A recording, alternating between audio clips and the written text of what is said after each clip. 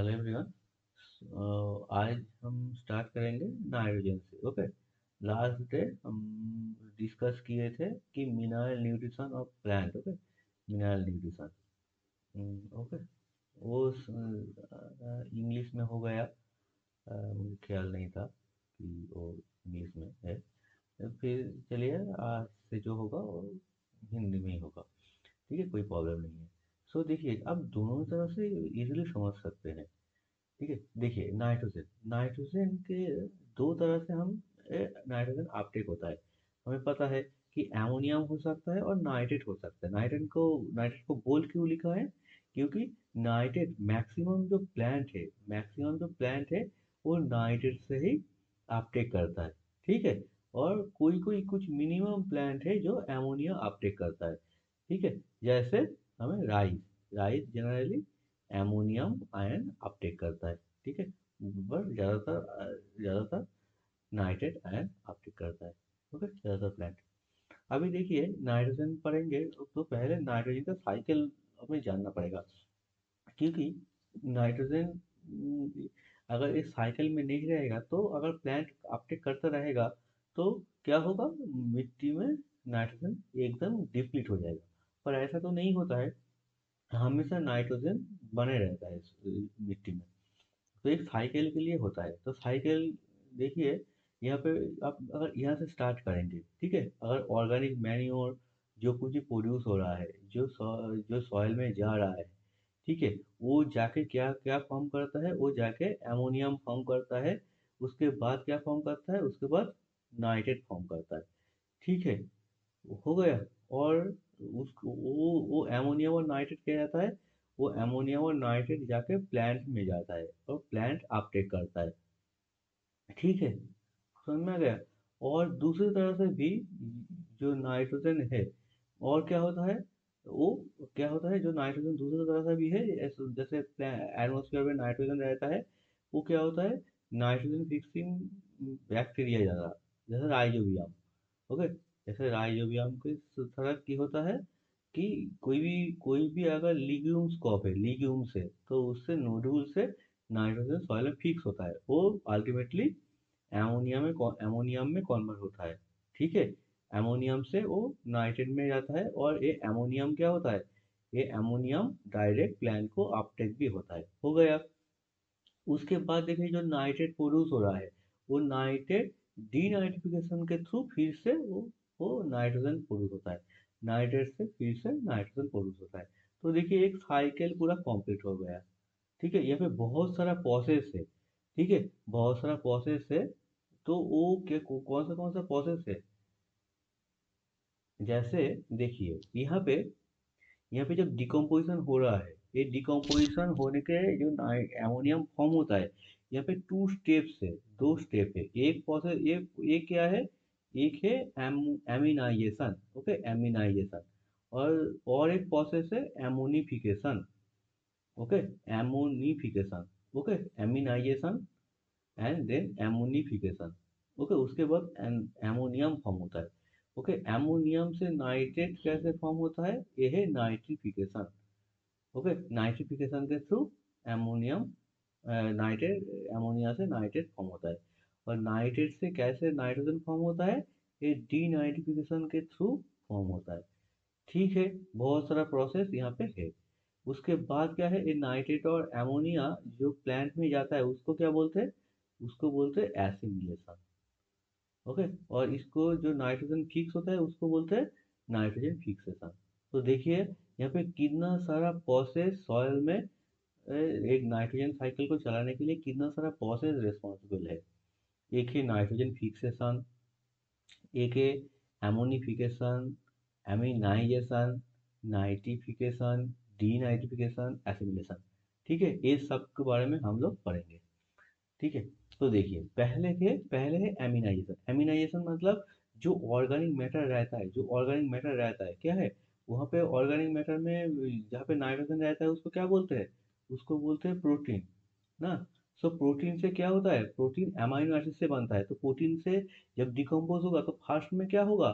ये amino acid form करेगा और कोई एमिन भी फॉर्म कर सकता है। ओके। अगर एमिनो एसिड और एमीन फॉर्म करेगा उस प्रोसेस को हम क्या बोलेंगे? उस प्रोसेस को हम बोलेंगे एमिनाइजेशन। एमिनाइजेशन समझ में आ गया? ओके, फर्स्ट प्रोसेस हो गया। अभी क्या है, अभी सेकेंड प्रोसेस में क्या हो जाएगा, ये एमिनो एसिड फिर से ब्रेक डाउन होकर एमोनियम फॉर्म करेगा, एमोनियम आयन फॉर्म करेगा। ठीक है, उसको हम क्या बोलेंगे, उस प्रोसेस को हम क्या बोलेंगे? उस प्रोसेस को बोलेंगे एमोनिफिकेशन। ठीक है, उसके बाद एमोनिफिकेशन हो गया। देखिए समझ में आ गया? यहाँ पे एमोनियम फॉर्म हुआ, इसको बोलते हैं एमोनिफिकेशन। इसके बाद जो एमोनियम है, ओके, ये एमोनियम दो तरह से, दो स्टेप से चेंज होता है। ठीक है, फर्स्ट स्टेप में क्या होता है, ये एमोनियम नाइट्राइट फॉर्म करता है, इसको बोलते हैं नाइट्राइट। Nitrite, okay.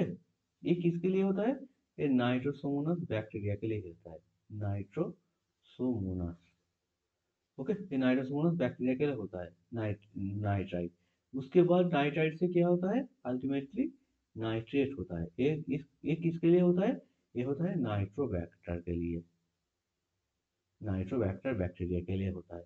ठीक है, तो यहाँ पे देखिए दो प्रोसेस एक साथ काम कर रहा है। फर्स्ट स्टेप ये है नाइट्रेट, अमोनिया से नाइट्राइट, देन नाइट्राइट से नाइट्रेट। ये जो प्रोसेस है इसको हम क्या बोलते हैं? इस प्रोसेस को, होल प्रोसेस को हम क्या बोलते हैं? इसको बोलते हैं नाइट्रिफिकेशन। नाइट्रिफिकेशन समझ में आ गया? नाइट्रिफिकेशन टू स्टेप्स प्रोसेस है। ठीक है, अमोनिया से नाइट्राइट होता है, नाइट्राइट से नाइट्रेट होता है। और कौन सा बैक्टीरिया फर्स्ट स्टेप में हेल्प करता है? फर्स्ट स्टेप में कौन हेल्प करता है? नाइट्रोसोमोनास। सेकेंड स्टेप में हेल्प करता है कौन? नाइट्रोबैक्टर। समझ में आ गया? अभी क्या होता है, ये जो नाइट्रेट है, ये नाइट्रेट फिर से रिड्यूस रिड्यूस होकर क्या बन जाता है, ये नाइट्रेट रिड्यूस होकर अल्टीमेटली नाइट्रोजन बनता है। नाइट्रोजन बनता है, फिर पहले देखिए एक एक करके ऑक्सीजन कम होगा, पहले NO2 होगा। ठीक है, उसके बाद NO होगा, उसके बाद N2O होगा, अल्टीमेटली N प्रोड्यूस होगा। ठीक है, देखिए एक एक यहाँ पे 3 ऑक्सीजन था, उसके बाद 2 ऑक्सीजन, 1 ऑक्सीजन, उसके बाद हाफ ऑक्सीजन, उसके बाद नो ऑक्सीजन। समझ में आ गया? पहले नाइट्रोजन डाइऑक्साइड, नाइट्रिक ऑक्साइड, फिर नाइट्रस ऑक्साइड, फिर नाइट्रोजन। इस टोटल प्रोसेस को हम क्या बोलते हैं? इसको बोलते हैं डी नाइट्रिफिकेशन। डी नाइट्रिफिकेशन समझ में आ गया पूरा प्रोसेस? फर्स्ट कहाँ से स्टार्ट हुआ था? फर्स्ट स्टार्ट हुआ था प्रोटीन से। फर्स्ट फर्स्ट प्रोटीन से क्या हुआ था? प्रोटीन से अमाइनो एसिड। इस प्रोसेस को हम क्या बोले थे? एसिमिलेशन, एमिनिफिकेशन, एमिनाइजेशन, एमिनाइजेशन। उसके बाद अगर एमोनिया प्रोड्यूस हुआ अमोनियो एसिड से, उसको बोलते हैं एमोनिफिकेशन। उसके बाद एमोनियम से नाइट्रेट टू स्टेप्स में फॉर्म होता है। फर्स्ट स्टेप में नाइट्राइट फॉर्म होता है नाइट्रोसोमोनास के वजह से। उसके बाद सेकेंड स्टेप में नाइट्राइट से नाइट्रेट फॉर्म होता है नाइट्रोबैक्टर के वजह से। इस टोटल प्रोसेस को बोलते हैं नाइट्रिफिकेशन। उसके बाद जो नाइट्रेट प्रोड्यूस होता है वो एक एक ऑक्सीजन रिड्यूस कर लेता है, वो गैस प्रोड्यूस होता है। ठीक है, यहाँ पे गैस प्रोड्यूस हो रहा है, अभी तक आयन प्रोड्यूस हो रहा था। अभी NO2 प्रोड्यूस हो रहा है, उसके बाद NO, उसके बाद N2, देन अल्टीमेटली N2, इसको बोलते हैं डीनाइट्रिफिकेशन। समझ में आ गया? पूरा चीज समझ में आ गया? अभी देखिए यहाँ पे दो चीज आपको याद रखना होगा, ये क्वेश्चन में आता है कि ये जो एमोनिफिकेशन है यहाँ पे क्या होता है, pH इंक्रीज होता है। एमोनिफिकेशन में pH इंक्रीज होता है, और नाइट्रिफिकेशन में क्या होता है, pH डिक्रीज होता है। ये से भी याद रखिएगा, एमोनिफिकेशन में pH इंक्रीज होता है, नाइट्रिफिकेशन में pH डिक्रीज होता है। ठीक है, होप ये सब कुछ समझ में आ गया। और देखिए और एक प्रोसेस में क्या है, हम देखे थे कि यहाँ पे रूट में क्या रहता है, प्लांट रूट में यहाँ पे नोड्यूल रहता है। इस नोड्यूल में राइजोबियम रहता है। राइजोबियम क्या करता है, जो नाइट्रोजन है वो नाइट्रोजन यहाँ पे फिक्स करता है। अगर फिक्स करेगा तो क्या होगा, कुछ एमोनियम आयन इस नोड्यूल से बाहर निकल के मिट्टी में चला जाएगा। ठीक है, समझ में आ गया? और प्लांट क्या करता है, प्लांट ये जो एमोनियम है और ये नाइट्राइट है, नाइट्रेट है, ये प्लांट अपटेक करता है। ठीक है, प्लांट जनरली नाइट्राइट को अपटेक नहीं करता है, नाइट्रेट एंड एमोनियम को अपटेक करता है, इसको बोलते हैं एसिमिलेशन। समझ में आ गया? तो सॉइल में देखिए बहुत कुछ चीज पॉजिटिव है, बहुत कुछ चीज नेगेटिव है। देखिए पहले तो नाइट्रिफिकेशन, ये नाइट्रिफिकेशन कौन कौन सी पॉजिटिव है, नाइट्रिफिकेशन पॉजिटिव है जो सॉइल में ऐड कर रहा है। ठीक है, जो सॉइल में नाइट्रोजन इंक्रीज कर रहा है। उसके बाद देखिए हर एक कुछ प्रोसेस वो एमिनाइजेशन से स्टार्ट हो रहा है, एमिनाइजेशन। Okay, aminisation. उसके बाद आ रहा है एमोनिफिकेशन।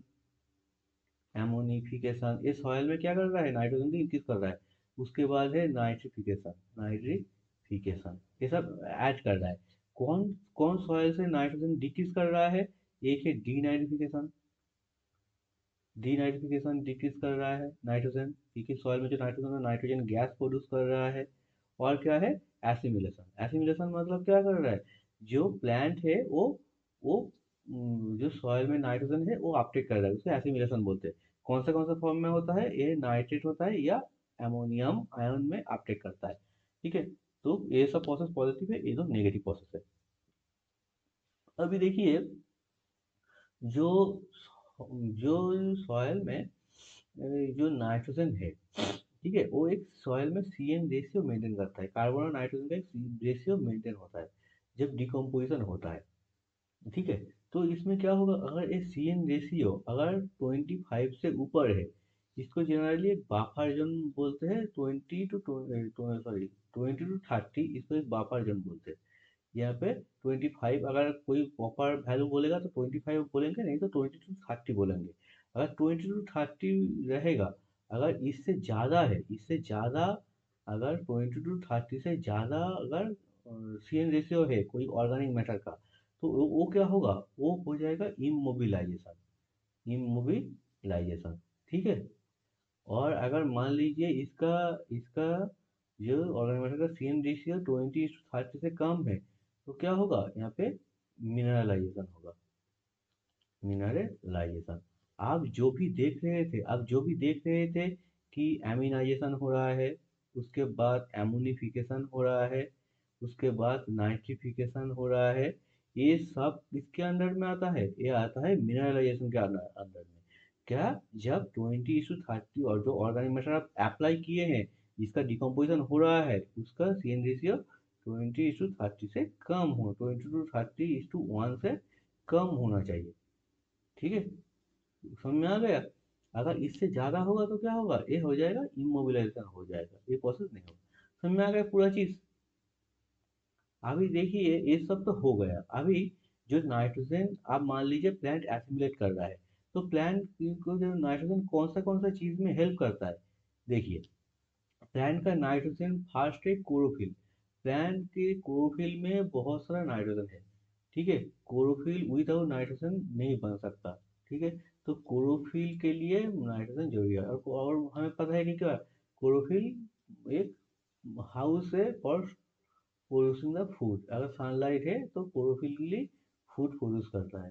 ठीक है, और प्लांट टिश्यू में, प्लांट का जो टिश्यू और सेल है, सेल का ऑल ऑर्गेनेली वो किससे बनता है, वो नाइट्रोजन से बनता है। ठीक है, कोई भी, और क्या है, कोई भी एंजाइम से, कोई भी एंजाइम्स, कोई भी विटामिन, ठीक है, वो किससे बनता है, वो नाइट्रोजन से बनता है।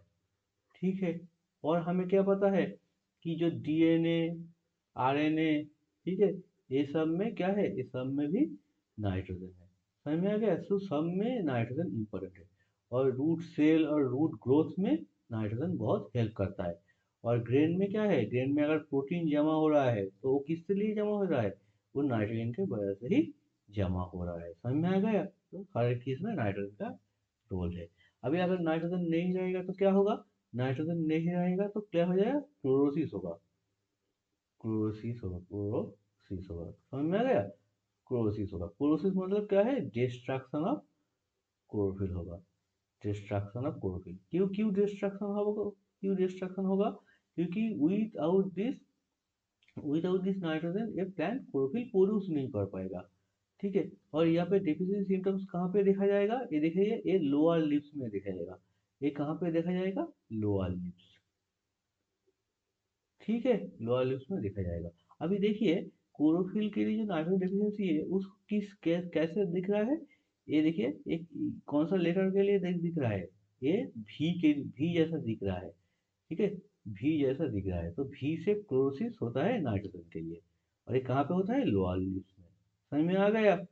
अभी देखिए, अगर नाइट्रोजन अगर too much they they, deficiency ना होके आप टू मच दे दे, तो क्या हो जाएगा, टू मच देंगे तो क्या होगा, नाइट्रोजन सेल डिवीजन में हेल्प करता है, तो बहुत सारा सेल प्रोड्यूस हो जाएगा। और फिर क्या हो जाएगा, सेल बहुत मैच्योर नहीं होगा, बहुत सारा सेल एक साथ प्रोड्यूस होगा और ये मैच्योर नहीं हुआ, उसके बाद उसका मतलब क्या है, जो स्टेम है, जो प्लांट का स्टेम है, वो क्या है, वो वीक हो जाएगा, वो वीक हो जाएगा। तो इसलिए क्या होता है, ये लॉज हो जाएगा, लॉजिंग, लॉज हो जाएगा मतलब ये बेंड हो जाएगा। ठीक है, इसमें कोई रेजिस्टेंस नहीं रहेगा कि ये विथस्टैंड हो सकता है, ये बेंड हो जाएगा। आप ऐसे देखते हैं, ऐसे बेंड हो गया, ऐसे बेंड हो गया, ठीक है, देखिए ऐसे बेंड हो गया, समझ में आ गया। और क्या हो जाएगा, ये बहुत साकुलेंट हो जाएगा, साकुलेंट हो जाएगा सेल डिविजन की वजह से। और क्या हो जाएगा, जो पेस्ट डिजीज है वो उसका अटैक हो जाएगा, समझ में आ गया। तो आज के लिए इतना ही। अगर होप कि आप नाइट्रोजन के बारे में सब कुछ अच्छे से समझ गए हैं।